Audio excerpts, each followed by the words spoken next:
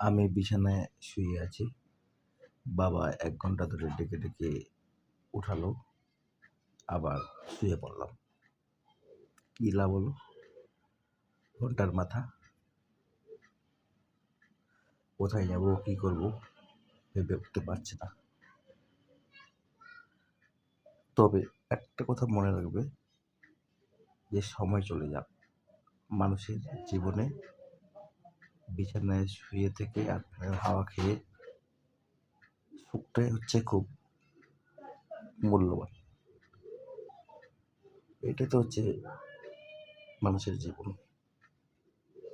তবে বিকাল বাজে ৪:৩০,